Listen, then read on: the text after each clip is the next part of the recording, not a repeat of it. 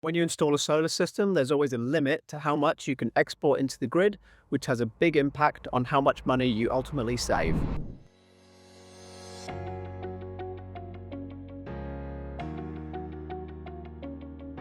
Hi everyone, it's Dan here. Today I'm talking to you about export limitation and what that really means for your solar and/or battery investment.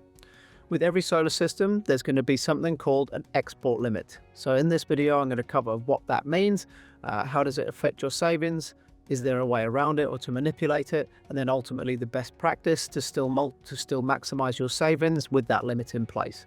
So what is an export limit? An export limit is the amount of energy that you're allowed to export from your solar system into the grid at any time.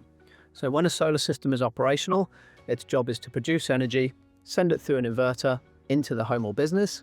If there's more energy than you need to use at any time and you have a battery, then we'll go into the battery first. If there's no battery there, or if the battery's full, that energy that's excess will go back into the grid. Traditionally, you're awarded a credit for every kilowatt hour of energy that you sell back into the grid. Now that credit has got smaller over time, but it is still there. And if you're using a VPP, meaning that you're dynamically selling energy to the grid at different times when it's more valuable, it still can be quite a valuable portion of your overall savings. So having the correct amount of export available is crucial, and maximizing that is crucial. Just to double down on the VPP component for a second, if that's the first time you've come across that terminology, it basically means you've joined a list of battery owners that are all on the same VPP, and you're signing and agreeing to allowing that battery to be used to discharge to the grid. So for example, between 6 p.m. and 10 p.m, you'd get really high export rates with someone like Amber Electric. And if you've got enough export capability, you can push a lot of energy back into the grid in a short space of time when the value of those exports is really high. Under a traditional retailer model, it wouldn't work that way. Your exports would just be as is. So when your solar system's producing the energy, that's when you'll sell it back. That's obviously typically during the day, and the export value is a lot less during the day because there's loads of it going back into the grid at that time. So the export limit is the limitation on how much you can push back at any one time. For example, if you have a single phase property, your export limit can often be 5 kilowatts.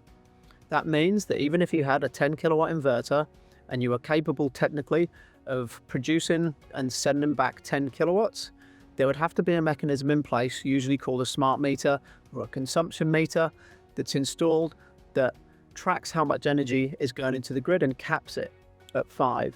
If you've got 3-phase power, you're likely to get at least 15 kilowatts, so 5 kilowatts for each phase of export. Those are the two basic limitations. There are circumstances in different areas, different network providers where that's different, but broadly speaking, across most of Australia, those are the sort of limitations that are in place.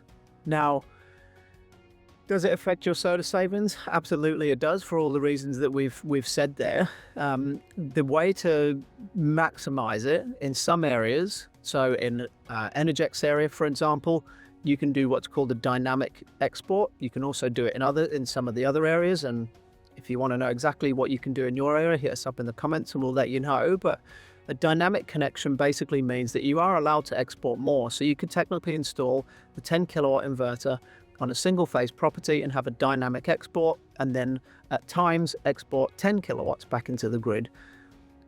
That being said, dynamic basically means that the grid can stop you doing that at any time. That's why it's a dynamic, ever-changing mechanism. So if the grid was really struggling for one reason or another to accept that energy, they can reduce that amount remotely and dynamically. It is still a better option if you have that available to you to do a dynamic connection. Your installer should be able to do that for you when they're getting the system approved.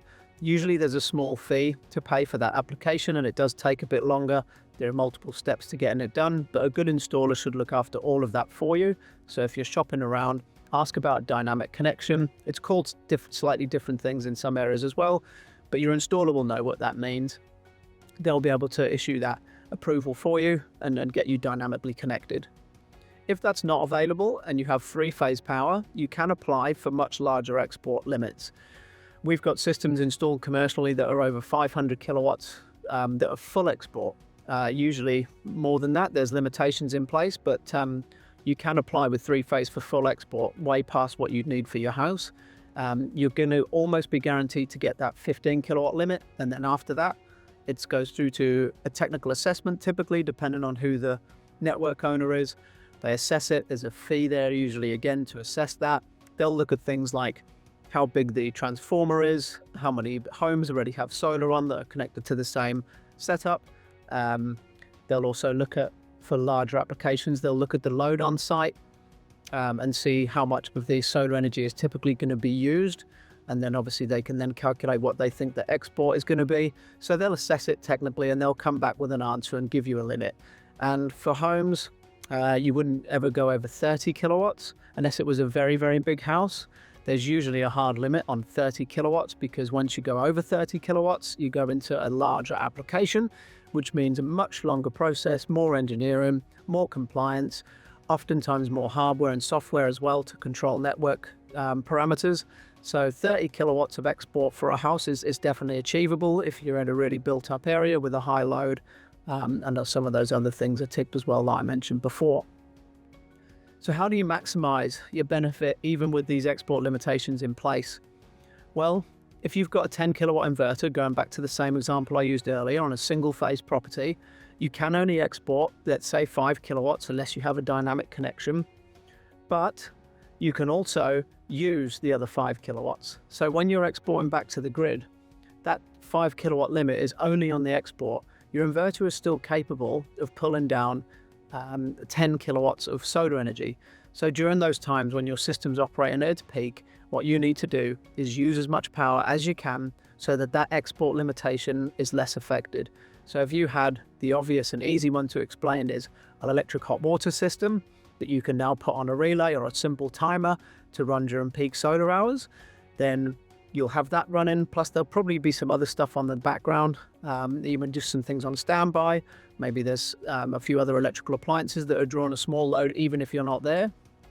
If those are on and your hot water is on during that peak time, you're probably not going to be restricting your export too much, even if your solar is producing really well. So even if you're getting to 8, 9, maybe even 10 kilowatts of produced and converted energy, your hot water and some other appliances are going to be using a few kilowatts, so your export limitation is not going to be affected too much.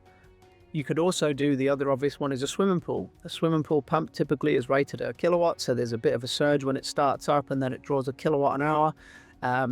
That could then also go on a timer or a relay and use energy from your solar and then reduce the export limitation drawbacks. The other one is if you have an electric vehicle and you have a charger that integrates with the ecosystem of your solar and battery, you can use the setup there so that any excess solar energy is transferred into the car rather than sold back into the grid, and that obviously then reduces the impact of that limitation. So there are ways that you can benefit still, even with those limitations in place, and you should always ask about dynamic connection if it's available for you.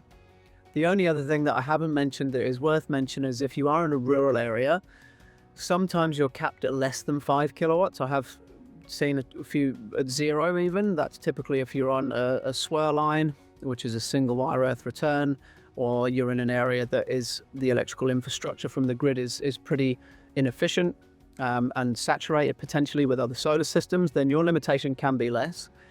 And that's still okay. That's still important then obviously to use the system correctly, use the energy as much as you can rather than having to worry about exporting back into the grid. And then the other obvious one is having a battery installed means that, as I said earlier, you're now sending power to your house or to your business, then to your battery, filling up your battery, and it's only that third priority that has that export limitation concern anyway. So if you've got solar and battery system, you're insulated a little bit there because you've got to fill up your battery first anyway, before you have to worry about your export limitations.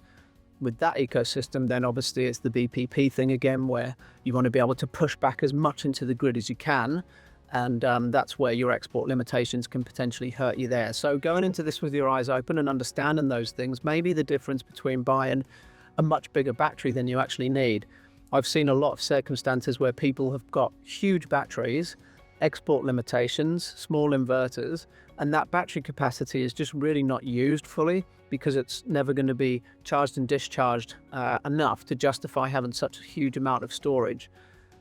So I think that hopefully covers all of that. As I say, if you're in an area and you're unsure of what you should be entitled to, please just hit us up in the comments and we'll do our best to help you out there. Or if you're actively looking for a solar and battery system, feel free to get in touch. We're obviously solar installers. We'd be happy to help.